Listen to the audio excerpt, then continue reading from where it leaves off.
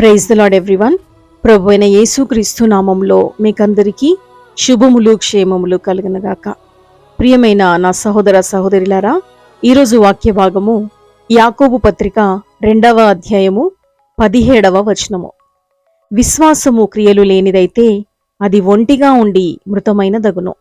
చదవబడిన ఈ వాక్యాన్ని అనుసరించి ఈరోజు దైవిక స్ఫూర్తిని ధ్యానించుకుందాము. ప్రతిరోజు పోస్ట్ చేస్తున్న దైవిక స్ఫూర్తి అనే ఈ స్వల్పమైన క్లుప్తమైన వీడియోలు మీ యొక్క ఆత్మీయ జీవితానికి ఉపయోగకరంగా ఉన్నాయని నమ్ముతున్నాను. ఈ లోకంలో జీవిస్తున్న మనకు ఎన్నో సంబంధ బాంధవ్యాలుంటాయి. తల్లిదండ్రులు, తోబుట్టువులు, స్నేహితులు, బంధువులు, ముఖ్యంగా భార్య లేదా భర్త, వీళ్ళందరూ కూడా మన జీవితంలో ముఖ్యమైన పాత్రను పోషిస్తూ ఉంటారు. అయితే మనతో ఉన్న వీరందరి మీద మనకి ఎంతో కొంత ప్రేమ ఆప్యాయతలు ఉంటూనే ఉంటాయి. అయితే వారి మీద మనకున్న ప్రేమను క్రియల ద్వారా చూపించకుండా కేవలము భర్త దగ్గరికి వెళ్ళి నేను నిన్ను ఎంతో ప్రేమిస్తున్నానని చెప్పినంత మాత్రాన, తల్లిదండ్రుల దగ్గరికి వెళ్ళి మీరంటే నాకెంతో ఇష్టము అని చెప్పినంత మాత్రాన వారికి మన ప్రేమ అర్థమవుతుందా? ఎంత మాత్రము కాదు. మనం పదే పదే అదే మాట చెప్పినంత మాత్రాన వారిని మనం ప్రేమించినట్లు కాదు. ప్రేమిస్తున్నాను అని చెప్పకపోయినప్పటికీ కూడా మన క్రియలను బట్టి మనం ఎదుటి వారిని ప్రేమిస్తున్నట్లు వారు అర్థం చేసుకోవాలి. అంటే చెప్పడం కంటే చేయడం ద్వారానే అది వారికి తెలుపబడుతుంది.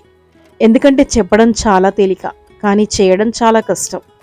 అయితే మనకు ఎంతో ఇష్టమైన వారి కోసం కష్టపడినప్పుడు, వారి కోసం ఏదైనా క్రియరూపకంగా అంటే చేతి పనుల ద్వారా మన యొక్క ప్రేమను, మన యొక్క కేరింగ్ని వారికి మనం వ్యక్తపరచగలిగినప్పుడు మన పట్ల వారికి అభిమానము, ఆప్యాయత పెరుగుతుంది.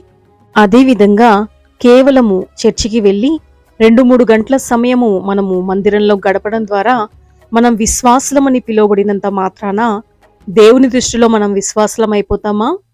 మన దేవుని కోసం మనం ఏం చేస్తున్నాము, క్రియల ద్వారా మనం ఏం చూపిస్తున్నాము అనేది మన విశ్వాసాన్ని రుజువుపరుస్తుంది. దేవుని యందు నిజంగా మనం విశ్వాసం కలిగి ఉన్నామని దేవుడు గుర్తించాలంటే మన విశ్వాసానికి తప్పక క్రియలు ఉండాలి. ఉదాహరణకి అబ్రహాము తన కుమారుని దేవునికి బలిగా ఇవ్వడానికి కూడా సిద్ధపడ్డాడు. క్రియారూపకంగా దేవుని అందలి తన విశ్వాసాన్ని చాటుకున్నాడు. విశ్వాసం లేకుండా దేవునికి ఇష్టలై ఉండుట అసాధ్యము అని దైవ గ్రంథంలో చదువుకుంటాం. మనం దేవుని యందు విశ్వాసం కలిగి ఉన్నామో లేదో, మన విశ్వాసము నిజమైనదో కాదో ఎలా తెలుస్తుంది? మత్తయి సువార్త 17వ అధ్యాయము 20వ వచనంలో దేవుని వాక్యం ఇలా వ్రాయబడి ఉంది. మీకు ఆవగింజంత విశ్వాసం ఉండిన ఎడల ఈ కొండను చూచి ఇక్కడ నుండి అక్కడికి పొమ్మనగానే అది పోవును అని. యేసుప్రభువు ఈ మాట చెప్పడం గమనిస్తాం కదా. ఆవగింజంత విశ్వాసంతో ఒక పెద్ద కొండనే తీసివేయగలిగితే అది చాలా గొప్ప విశ్వాసమే. అయితే అపోస్తలుడైన పౌలు కొరింథీలకు రాసిన మొదటి పత్రిక 13వ అధ్యాయం 2వ వచనంలో కొండలను పెకిలింపగల పరిపూర్ణ విశ్వాసం గలవాడనైనను ప్రేమ లేని వాడనైతే నేను వ్యర్థుడను అని చెప్తున్నాడు. అయితే ప్రేమ లేని విశ్వాసము, క్రియలు లేని విశ్వాసము వాక్యానుసారంగా వ్యర్థము.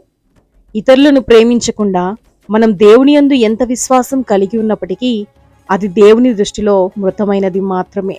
దేవుని ప్రేమించేవారు మాత్రమే దేవుని యందలి విశ్వాసాన్ని కలిగి ఉంటారు.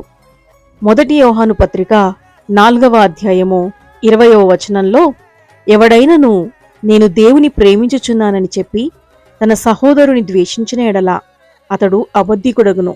తాను చూచిన తన సహోదరుని ప్రేమింపనివాడు తాను చూడని దేవుని ప్రేమింపలేడు అని వ్రాయబడి ఉంది. మనము కూడా ఇతరులను ప్రేమించలేనప్పుడు దేవుని యందలి మన విశ్వాసము కూడా అబద్ధమే అవుతుంది కదా. అదేవిధంగా అపోస్తలుడైన పౌలు కొరింథీలకు రాసిన మొదటి పత్రిక 13వ అధ్యాయం 13వ వచనంలో విశ్వాసము, నిరీక్షణ, ప్రేమ ఈ మూడును నిలుచును, వీటిలో శ్రేష్టమైనది ప్రేమయే అని వ్రాయబడి ఉంది. ప్రేమ లేని విశ్వాసము, విశ్వాసము లేని నిరీక్షణ నిష్ప్రయోజనమైనవి. నిన్ను వలె నీ పొరుగువాణిని ప్రేమించు అన్న దానిని నెరవేర్చని మన విశ్వాసం దేవుని దృష్టిలో ఆమోదయోగ్యమైనది కాదు. కాబట్టి ఇతరులను ప్రేమించడం ద్వారా మన విశ్వాసాన్ని మనం కాపాడుకోగలగాలి. యాకోబు పత్రిక 2వ అధ్యాయం 14వ వచనంలో క్రియలు లేనప్పుడు ఎవడైనను తనకు విశ్వాసము కలదని చెప్పిన ఎడల ఏమి ప్రయోజనము? అట్టి విశ్వాసం అతని రక్షింపగలదా అని వ్రాయబడి ఉన్నది.